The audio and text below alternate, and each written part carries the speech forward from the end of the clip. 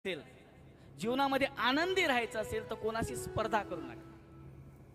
तुमचं जीवन सुखी होईल.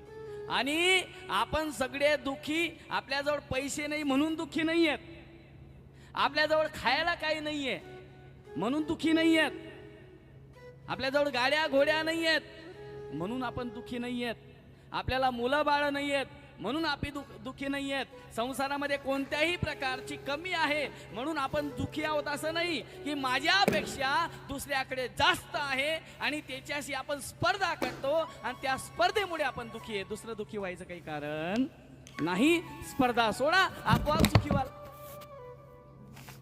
पण ही स्पर्धा, हे कॉम्पिटिशन, आणि ही स्पर्धा इतकी वाईट आहे ना, तुमच्या क्षेत्रामध्ये नाही, आमच्या इच्छातच जास्त आहे. हाँ, हम लोगों में ही ज्यादा है. जिसका जितना बड़ा पैकेट वो उतना बड़ा महाराज. जो 2 घंटे का 50,000 लेगा वो बहुत बड़ा विद्वान, तो खूप मोठा महाराज. आणि जो पैसे नाही ठरवणार तो 1 नंबरचा मूर्ख लोकांच्या दृष्टिकोनात, अज्ञानी, त्याला काही येत नाही, बावळट येतो. और बुरा मत मानना, वाईट वाटून नका घेऊ.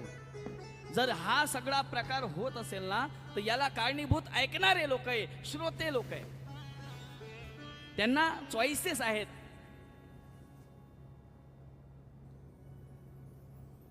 पहिले कथा कीर्तन एक कल्याणासाठी ऐकले जायचे, एक परिवर्तनासाठी ऐकले जायचे, एक जीवनाचा उत्कर्ष व्हावा, जीवन सुखी व्हावं त्यासाठी ऐकले जायचे. आता मौज मस्ती म्हणून ऐकले जातात. माफी मागून बोलतो, खरं बोलणारा माणूस आहे मी. लोक इतर महाराज लोकांकडून जाऊ द्या, आमच्या सारख्यांकडून सुद्धा अपेक्षा करतात की एक वेगळ्या प्रकारची कथा किंवा कीर्तन केलं गेलं पाहिजे, की जेणेकरून असावं तुमचं कीर्तनच, पण त्याच्यातून तुम्हाला आमच्या रूपात गौतमी ताई दिसली पाहिजे. यहाँ नाही व्हायचे, इथं नसेल पण बऱ्याच ठिकाणी